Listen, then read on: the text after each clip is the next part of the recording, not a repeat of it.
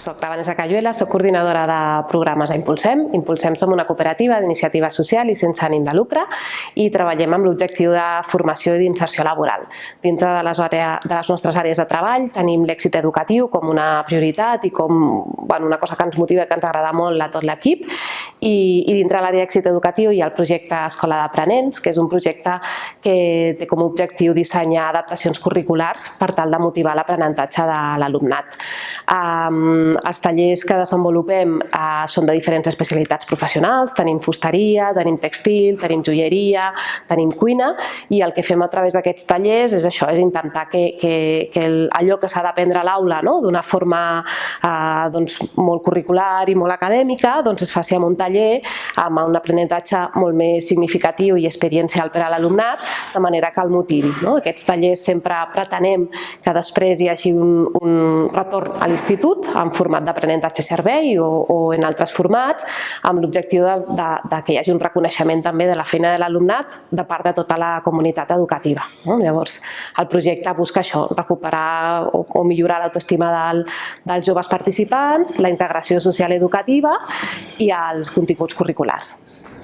Soc el Fede Kufer, cap de projectes de la Fundació per l'Esport i l'Educació de Barcelona, que és una entitat sense ànim de lucre que treballa per fomentar la cohesió social i la igualtat d'oportunitats de joves, infants i adolescents a través d'una pràctica esportiva de qualitat i generadora de valors. La Fundació com a tal no té un projecte específic, un treball específic de prevenció d'abandonament, d'abandonament escolar o de l'absentisme escolar, però el que sí que fa és treballar per contribuir a reduir-ho.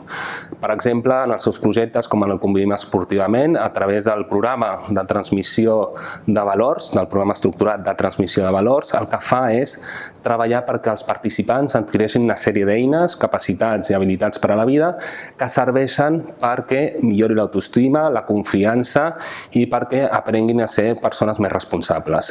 A l'àmbit escolar es ajuda el programa a generar vincles més forts amb els iguals, amb el professorat, i ajuda que l'entorn escolar sigui un espai més confiable.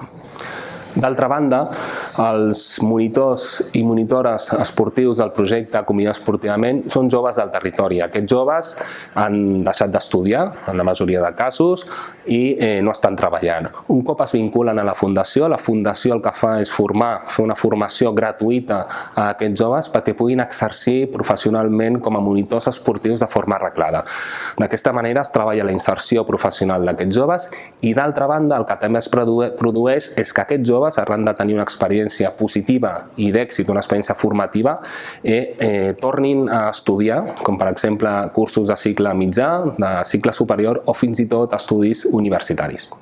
Soc la Mariona Samanter de l'associació Punt de Referència, que bàsicament ens dediquem a acompanyar jovent tutelat i extutelat en el seu procés d'emancipació.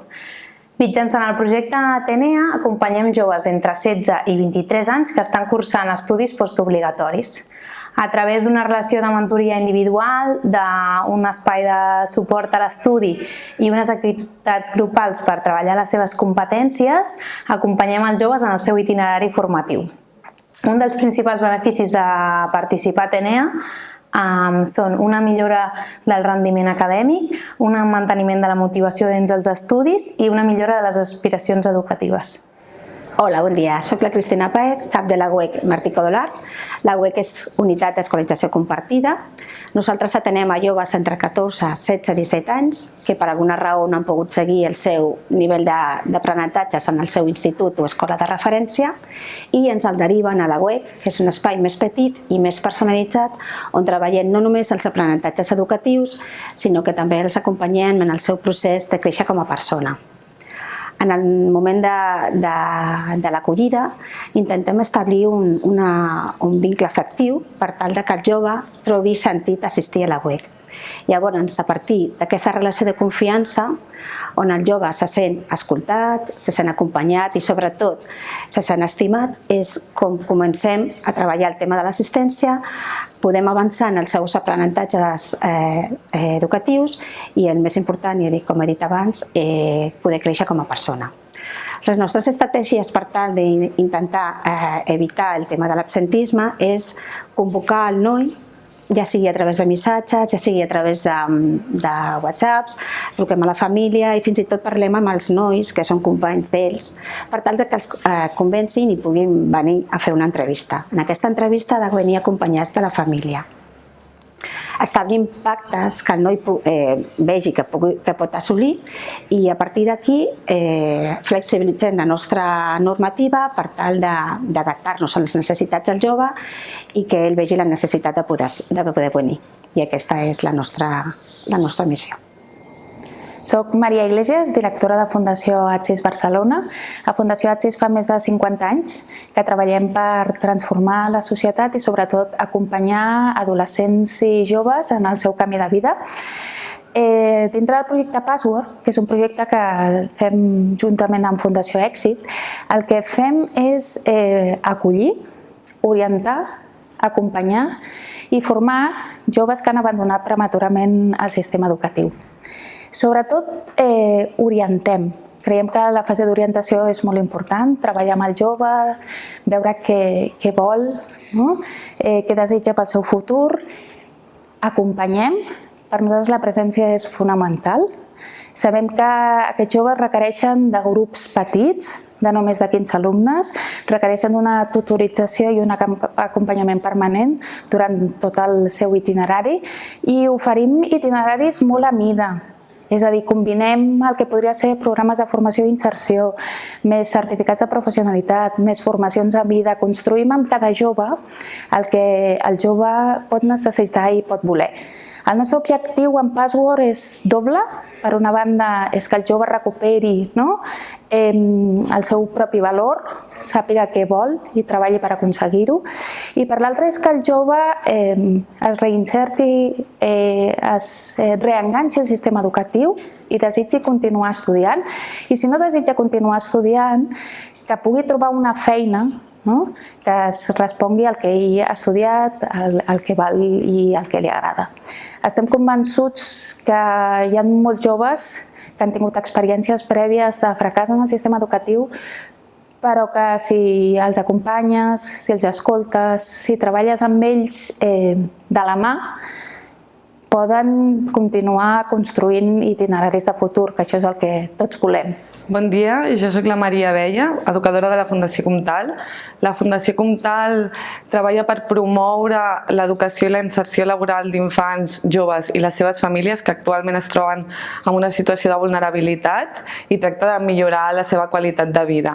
Concretament, lluitem contra l'abandonament escolar mitjançant el model d'escola de segona oportunitat. És un model que posa l'alumnat al centre i el fa protagonista del seu procés educatiu, tractant d'aconseguir un sistema educatiu més equitatiu i més just per tothom.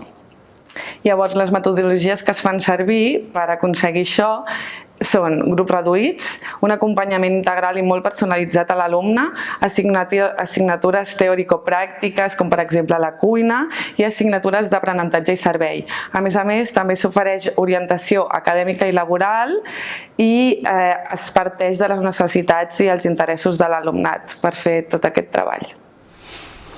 Soc l'Arnau Rodríguez i Sunyer, de la cooperativa Colèctic, una cooperativa de treball d'àmbit social i sense afany de lucre. Estem al Raval. I m'agradaria parlar del lleure educatiu. El lleure educatiu com un espai d'aprenentatge, com un espai on compartir vivències, coneixements, eines, des d'on treballar en xarxa, des d'on facilitar a totes les persones allò necessari per poder desenvolupar-se a nivell personal i col·lectiu. I sobretot experimentar des de la fotografia, la producció musical, el vídeo, la impressió 3D, el disseny, tot s'hi val. I això està molt bé. Espais oberts que permeten preparar-nos per recuperar, per reenganxar-nos al món de l'educació, per aquests joves que pel que sigui es desenganxen, es despengen dels seus programes formatius, donar-los alternatives. I al final, què millor que practicar amb tot tipus de disciplines i decidir què et ve més de gust fer en un futur.